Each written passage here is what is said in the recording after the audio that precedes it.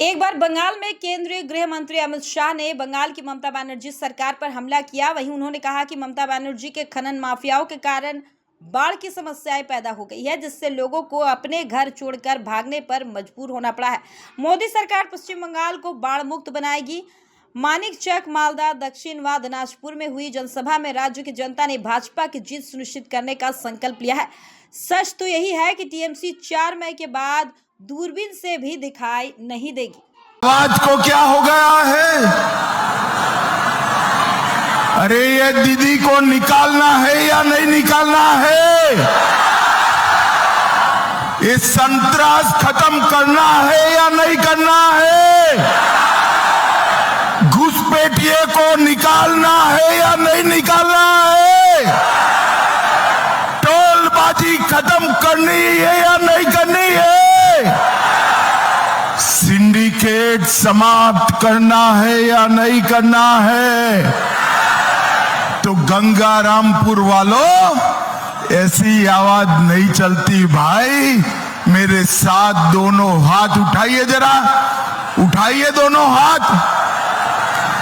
विजय के संकल्प की मुट्ठी भींच कर बोलिए, जय श्री राम, जय जय श्री राम, भारत माता की वंदे वंदे। मंच पर उपस्थित श्री सत्येंद्र नाथ राय जी, आगे आओ सत्येंद्र नाथ, अरे आगे आओ यार, जोर से ताली बजाओ।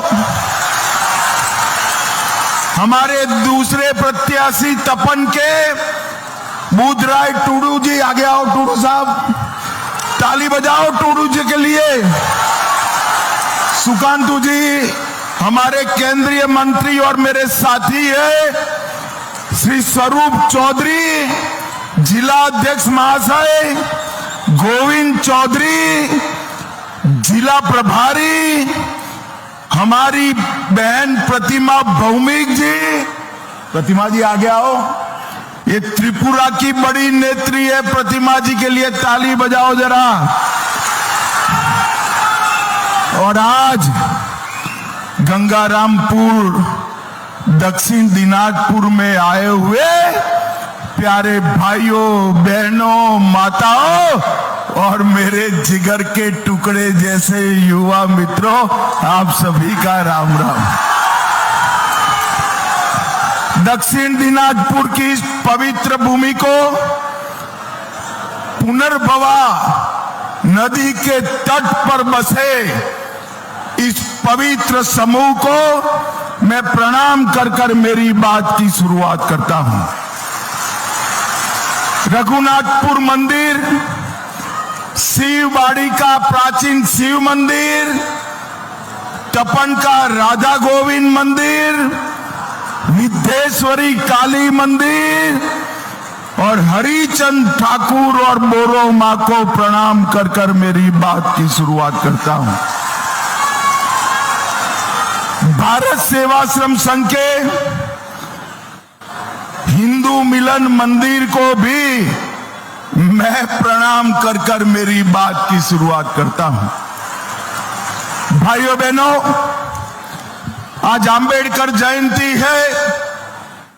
देश भर के दलित, आदिवासी, पिछड़े, ये सबके जीवन में एक नया उजियारा भरने का काम बाबा साहेब भीमराव अंबेडकर ने किया। उन्होंने हमें विश्व में अद्भुत संविधान देने का काम किया। मैं बाबा साहेब भीमराव अंबेडकर को मनपूर्वक प्रणाम करता हूं। आज वैसाखी भी है। पंजाब भर में और देश भर में सिख गुरुओं के अनुयायियों के लिए ये बहुत बड़ा पर्व है। दशम पिता गुरु गोविंद सिंह जी और नानक देव जी महाराज से गुरु ग्रंथ साहिब तक पूरी गुरु परंपरा को मैं प्रणाम करता हूं। भाइयों बहनों,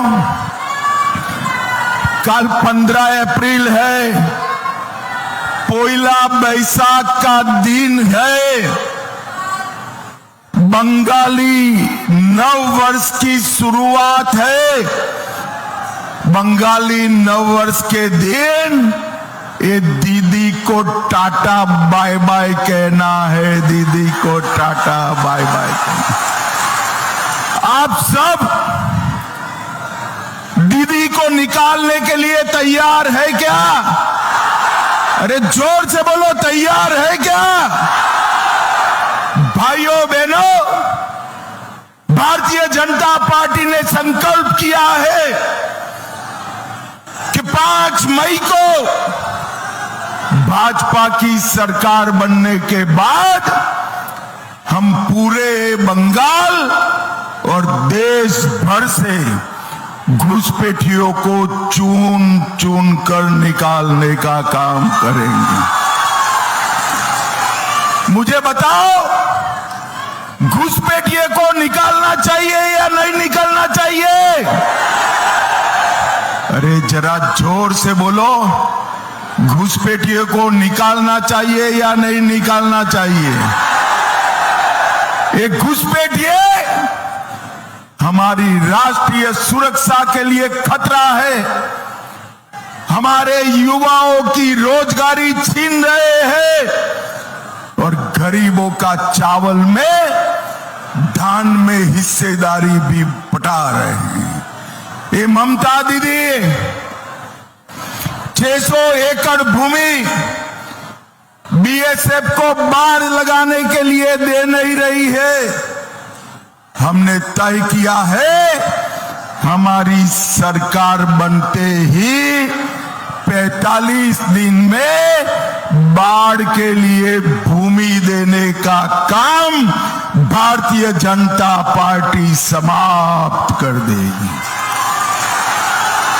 भाइयों बहनों, ये सिंडिकेट से परेशान है या नहीं है आप? अरे जोर से बोलो भाई, है या नहीं है? बालू लेना है तो सिंडिकेट को टैक्स देना पड़ता है या नहीं देना पड़ता है? ईंट सीमेंट लेना है तो सिंडिकेट को टैक्स देना पड़ता है या नहीं देना पड़ता है? आप चिंता मत करो, कमल के निशान पर बटन दबा दो। 5 तारीख के बाद सिंडिकेट वालों को हम उल्टा कर कर सीधा करने का काम करेंगे। पूरे बंगाल से सिंडिकेट का राज खत्म हो जाएगा। दीदी का भ्रष्टाचार खत्म हो जाएगा और हमारा ये प्राचीन बंगाल का प्रवेश द्वार बाणगढ़ को फिर से उसकी गरिमा देने का काम ये भारतीय जनता पार्टी करेगी। खान नृत्य और गोमीरा मुखौटे को फिर से एक बार पूरे देश में सम्मान प्राप्त करने का काम भारतीय जनता पार्टी करेगी। भाइयों बहनों, बंगाल के शासन में, ममता दीदी के शासन में स्वास्थ्य इंफ्रास्ट्रक्चर समाप्त हो गया है। मैं आपको कहने आया हूं कि हम उत्तर बंग के लिए दार्जिलिंग से सुंदरवन एक बहुत बड़ा राष्ट्रीय राजमार्ग बनाकर समग्र उत्तर बंग का विकास करेंगे। उत्तर बंग में एम्स बनाया जाएगा। कल्याणी का एम्स दूर पड़ता है ना भाई आपको, मगर उत्तर बंग के एक नया एम्स बनाने का काम हमारे नेता नरेंद्र मोदी करेंगे, नरेंद्र मोदी करेंगे। उत्तर बंग के लिए एक अलग 600 बेड का सभी टेक्नोलॉजी से युक्त कैंसर अस्पताल बनाने का काम भारतीय जनता पार्टी करेगी। उत्तर बंग में हमारे युवाओं के लिए IIT बनाने का काम भी भारतीय जनता पार्टी की सरकार करेगी। और युवाओं, आपके लिए एक विश्व प्रसिद्ध IIM भी उत्तर बंग के किसी जिले में बनाया जाएगा। उत्तर बंगाल में एक खेल विश्वविद्यालय की भी स्थापना, स्पोर्ट्स यूनिवर्सिटी की स्थापना भारतीय जनता पार्टी करेगी। और भाइयों बहनों, हमारे राजवंशी समाज की बहुत पुरानी मांग है, राजवंशी भाषा को हम 8वीं अनुसूची में डालने का काम भी करेंगे। एक ट्राइबल यूनिवर्सिटी उत्तर बंग के लिए बनाई जाएगी। दार्जिलिंग को एक प्रमुख इको एडवेंचर हब बनाया जाएगा और दार्जिलिंग की समस्या, गोरखा समस्या को बंगाल को तोड़े बगैर गोरखा समस्या का हम संवैधानिक हल निकाल देंगे, संवैधानिक हल। उत्तर बंग में 4 बड़े शहर हम स्थापित करेंगे। इतने सारे दीदी लोग यहां आए हैं, हर दीदी के बैंक अकाउंट में हर महीना 3000 रुपया ट्रांसफर कराने का काम भारतीय जनता पार्टी करेगी। हर गर्भवती महिला को 21,000 रुपया और 6 पोषण किट भारतीय जनता पार्टी की सरकार देगी। सरकारी नौकरियों में 33% आरक्षण भारतीय जनता पार्टी माताओं बहनों को देने का काम करेगी। और दीदी लोग, 5 मई से किसी भी सरकारी बस में आपको टिकट नहीं कटाना है, फ्री ऑफ कॉस्ट ट्रैवल होगा। ये युवा देख रहे हैं कि दीदी लोग को इतना दे दिया, हमारा क्या दोष है? अरे युवाओं, इन्होंने बेरोजगारी की फौज खड़ी करी है। हर बेरोजगार युवा को हर महीना 3000 रुपया भारतीय जनता पार्टी देगी। हर किसान को मोदी जी 6000 रुपया भेज रहे हैं। भाजपा सरकार और 3000 जोड़कर हर किसान को साल का 9000 देने का काम भारतीय जनता पार्टी करेगी। धान की MSP बढ़ाकर 3100 रुपया करेंगे और 5 वर्ष में 1 करोड़ स्वरोजगार और नौकरी उत्पन्न करने का काम युवाओं के लिए भारतीय जनता पार्टी करेगी। आलू के किसान को आलू का उचित दाम मिले, इसलिए हम यहां से आलू को हर एक राज्य में जाने के लिए मुक्त कर देंगे। भाइयों बहनों, मुझे एक बात बताओ, अयोध्या में राम मंदिर बनना चाहिए था या नहीं बनना चाहिए था? अरे जोर से बोलो जरा। 550 साल से कांग्रेस, तृणमूल कांग्रेस, सपा, बसपा, डीएमके रामलल्ला को टेंट में रखे थे। अंग्रेजों से लेकर कांग्रेस तक सबने राम मंदिर का विरोध किया। 2019 में आपने नरेंद्र मोदी जी को पूर्ण बहुमत दिया और मोदी जी ने अयोध्या में भव्य मंदिर बनाकर जय श्री राम कर दिया। और ये दीदी अपने चट्टे पट्टे हुमायूं कबीर को साथ में रखकर यहां बाबरी मस्जिद बनाना चाहती है। दीदी कान खोलकर सुन लो, भारतीय जनता पार्टी की सरकार आ रही है। बंगाल की भूमि पर बाबरी मस्जिद हम नहीं बनने देंगे, नहीं बनने देंगे।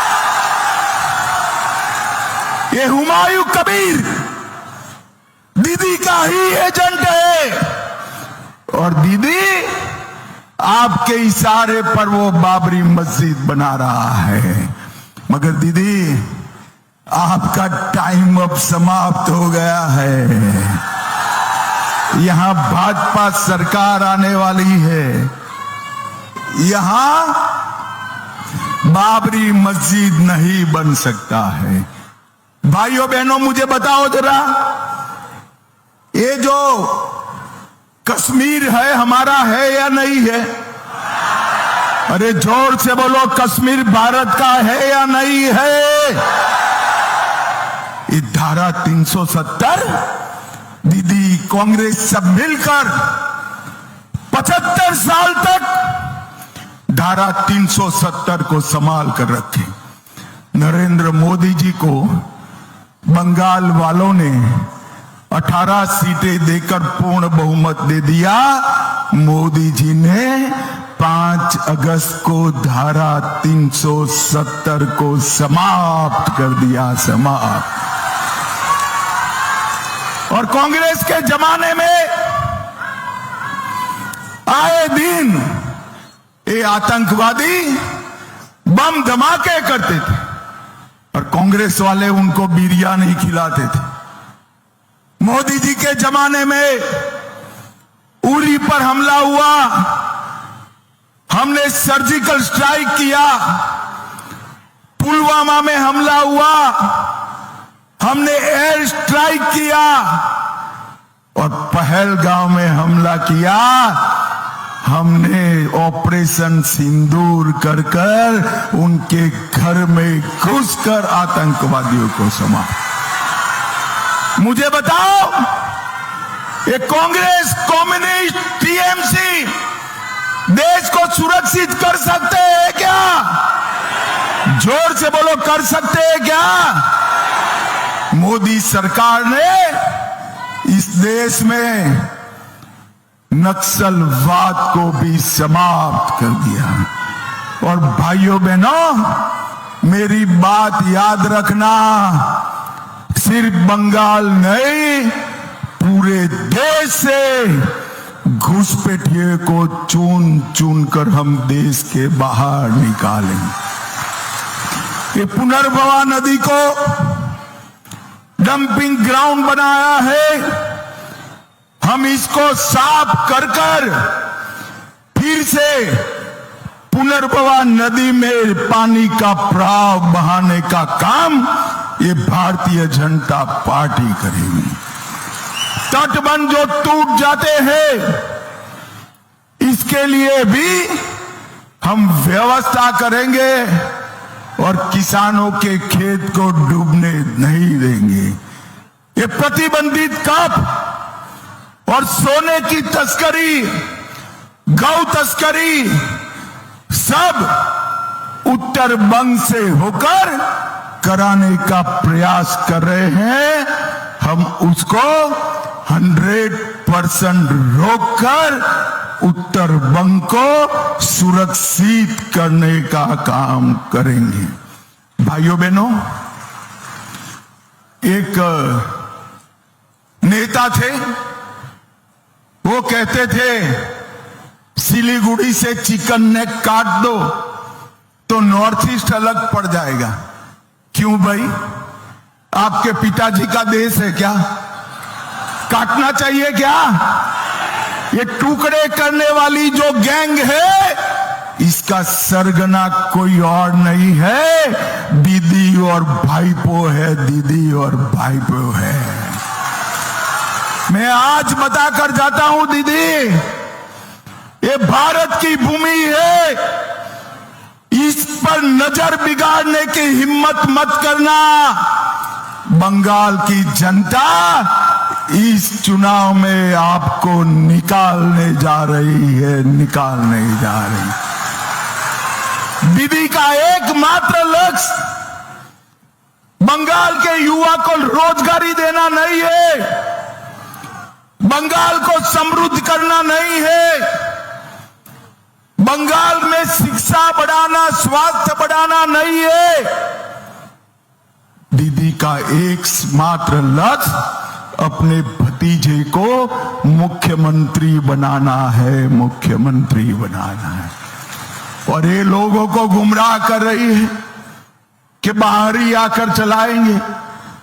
मैं आज कहकर जाता हूं उत्तर बंग वालों, बंगाल का मुख्यमंत्री बंगाल में ही जन्मा हुआ, बंगाली भाषी, बंगाली माध्यम में पढ़ा हुआ भाजपा का नेता होगा। दीदी गुमराह मत करो। और अंत में हर बारे दीदी के गुंडे डराते हैं ना आपको? डराते हैं या नहीं डराते हैं? जोर से बोलो, डराते हैं या नहीं डराते हैं? इस बार डरना मत। दीदी लोग गुंडों के सामने हो जाइए, इनका टाइम पूरा हुआ है। इस बार शांतिपूर्ण व्यवस्था से मतदान चुनाव आयोग कराने वाला है। और मैं आज टीएमसी के गुंडों को भी कहकर जाता हूं, दीदी के चढ़ावे में रोड पर मत निकलना, वरना 5 तारीख के बाद जेल की सलाखों के पीछे से कोई नहीं बचाएगा। भाइयों बहनों, भय मुक्त होकर कमल के निशान पर बटन दबाइए, भाजपा सरकार बनाइए और कवि गुरु की कल्पना का सोनार बांग्ला बनाइए। मुझे बताओ भाई, दोनों लोग आगे आओ, दोनों प्रत्याशी आगे आओ। टूडी जी जरा जोर से। हमारे दोनों प्रत्याशियों को प्रचंड बहुमत से जिताएंगे क्या? अरे जोर से बोलो, जिताएंगे। कमल के निशान पर बटन दबाएंगे। देखो भाई, बटन तो जरूर दबाना है, मगर इतने गुस्से से दबाना कि बटन उत्तर बंग में दबे, देश भर के घुसपैठियों को करंट लगे, करंट। ऐसे बटन दबाना है। मोदी जी के हाथ मजबूत करोगे, भाजपा सरकार बनाओगे, तो मेरे साथ दोनों हाथ उठाइए, जरा उठाइए दोनों हाथ। विजय के संकल्प की मुट्ठी बींचे और प्रचंड आवाज से बोलिए, जय श्री राम, जय जय श्री राम, जय श्री राम। आप सभी का बहुत बहुत धन्यवाद।